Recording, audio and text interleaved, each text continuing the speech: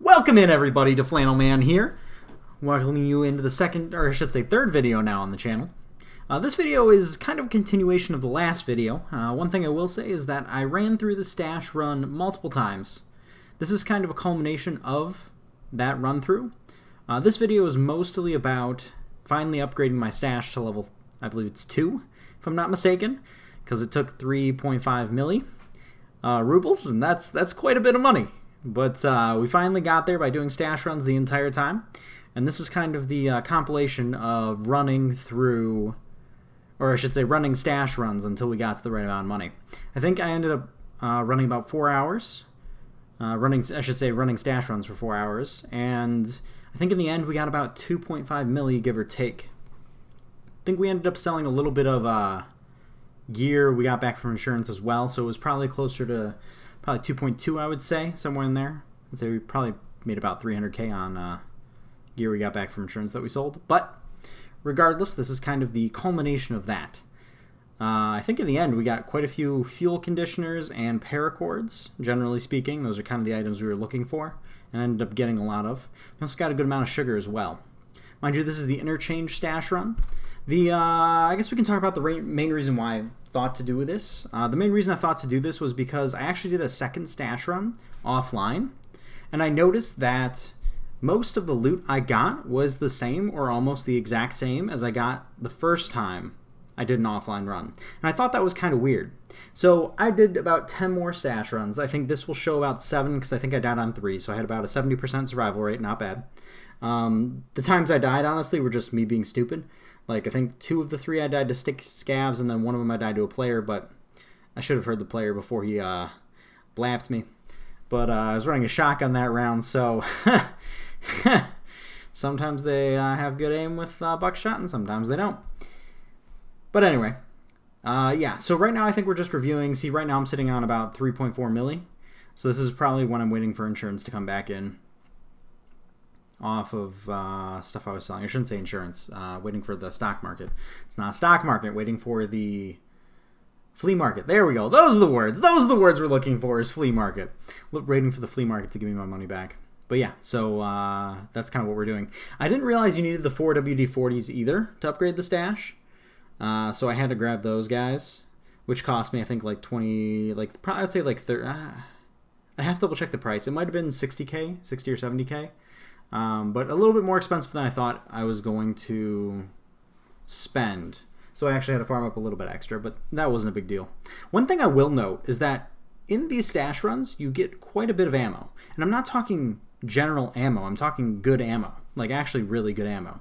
Like, for instance, we got 7M1, we got SMB, we got rip rounds for shotguns. Like, there were like 3 or 4 runs in a row where I got the rip round box for shotguns, which is like 6 rounds or whatever, which, I mean, doesn't seem like a lot, and it's not an amazing amount, but it's decent. It's like just enough if you want to do like a quick round with a shotgun and not have really shitty ammo, you know? But anyway, so I'm just kind of showcasing here. This is my very first run I ran through. I even got a Bitcoin, I got a syringe, some coffee. I think I kept the coffee and didn't sell it. I killed a couple scavs and I think a player this round because I have like 4 guns on me. Generally speaking, you get a lot of cricket lighters and a lot of random ammo types in the stashes. That being said, you do get like some valuable items. This, I think, is the second run, or maybe it was the third run I did. I think I died in one of these runs. I got an AK-105 back. I think we killed a scav that run, or maybe found a dead body, one of the two. Took the helmet and got some random assorted ammo in the bag. Got a couple pieces of Plex for no reason. Had 2 TT pistols. Yeah, I think I killed a player because he had a TT pistol on him. That one's suppressed. That one was nice. But yeah, we got Sprats too, which sell for a decent amount. This should be, I think, 4th or 5th run. Yeah, we got another piece of Plex. For some reason, we got a good amount of Plex. There's the first fuel conditioner, I think. A couple gunpowders. You find a good amount of gunpowder too, which I'm kind of surprised about. Which I didn't really showcase. I shouldn't say didn't really come up in the first couple runs we did that were offline. I think I have another fuel conditioner in my backpack too, or my secure container right now too.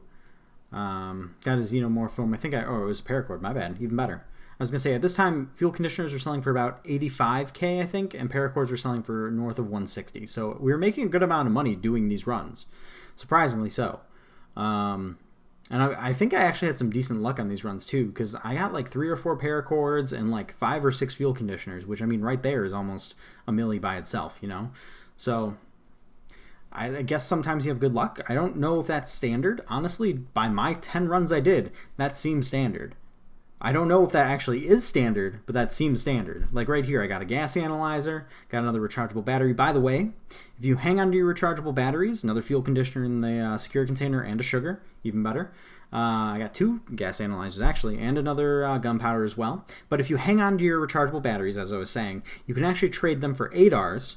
So even though batteries themselves sell for about like 16K, ADARs sell for about 22K back to the vendors. So you can a quick upgrade of 8K right there, nice and easy. Got a Vaseline there too. I was kind of surprised about that one. I think I fought somebody on this wave as well because my AK-47 used out of ammo. I think it was running PS ammo, which is kind of a bummer. I didn't get to keep the ammo and sell it, but hey, could have been worse. Could have been worse. I think at this point I'm up to 2.5K. Yeah. So we've gained about a little over a milli by this point. And we're just kind of continuing to do the runs. I think I died 2 or 3 times by now. I'm not 100% sure. I wish I kept like more detailed logs of each run individually. I know for a fact that I did 10 runs though, and I survived 7 of them, which is the 7 you're going to see, because the other ones doesn't really matter necessarily. I mean, it kind of matters what you got, but if I can't show you the end result, then I figured, meh, whatever. But yeah, so let's also talk about the strategy I used for these stash runs. Essentially, the stash runs themselves weren't that difficult. You just had to run around with a decent-sized backpack. In this case, I ran around with the Triton and Beta 2. Obviously, the larger backpack you have and the larger tactical rig you have, the more space you'll have, but also the more you're risking. I had blackjacks, numerous blackjacks in my inventory, actually, and I was like, you know what? Let's not waste those. That seems like a really bad idea. So I proceeded to not use those. The first couple runs I actually was running SKSs I had in my inventory too. Not even these fully kitted ones you see in my inventory right now with the suppressors and everything. I was just running like regular SKSs with sights. I figured I could keep doing that and keep using the ammo there, or after I did a raid and I got guns in the raid, I was like, screw it, I'll just use the guns I got in the raid. Even on this run, you see I have 2 fuel conditioners and another syringe on a side note. For some reason, fuel conditioners were amazing. Amazing. But yeah, that's kind of the half of the strategy. Well, let's run through like a traditional raid. So depending on where you spawn determines what stashes you're going to hit. Sometimes, if you spawn at power station specifically, you don't even do the stash run like at all. You just loot power station, because most of the time that has good enough loot where you can just loot power station, get your butt out of there, and get to extract and be good.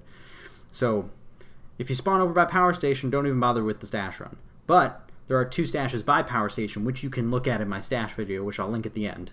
But besides that, if you spawn at any other spawn location, there's a way to do the stash run to get most of the stashes you need, or a good portion of the stashes that you're looking for. Don't forget, along the stash run, there are also a couple boxes that you might want to hit. I'll try to highlight those in the after video part. But besides that, that's basically the half of it. Normally, one thing I will say is that if you spawn in the far corner where there's nothing, it's like in between Emercom and Railway Extract, the corner like on the highway all the way in the, you'll know it if you know what I'm talking about. If you spawn back there, you kind of have to run towards Emercom first, because usually your extract is Railway. So you run towards Emercom, get those stashes, and then come back towards Railway. A couple of times that I died as I was going back towards Railway Extract, there was either scavs or people back that way. My guess is that they were either killing the scavs on the road when I ran into them, or they were just doing the stashes over on the far side by Railway Extract. Also, another tip, just an easy tip real quick. If you're doing the stash run, don't forget to scope out the next stash before you get there, because you can die really easy by someone just being there. This last run over here actually was pretty good. We had another fuel conditioner, surprise, surprise. We actually had a couple kitters and an analog thermometer, which I thought was kind of weird, but we actually got one. I think you need those for some hideout stuff, so there you go. Let's just hop right into the last and final part of the video, which is the special loot box. So this loot box is actually right by the power station, as I just showed. You're going to go through this gate here and along this road. This loot box is actually going to be a set of 3 loot boxes. 2 tool boxes, there we go. One's in this little area on the left here, and one's in this double-doored area. And then the last one's actually going to be a regular weapons box, which I've had weapons and various attachments spawning as per usual. These guys are kind of out of the way. They're after like the little power grid area, but they can be good. Regardless, that's the end. So have a happy holiday, everybody. Christmas is tomorrow. Besides that, DeFlannel Man out.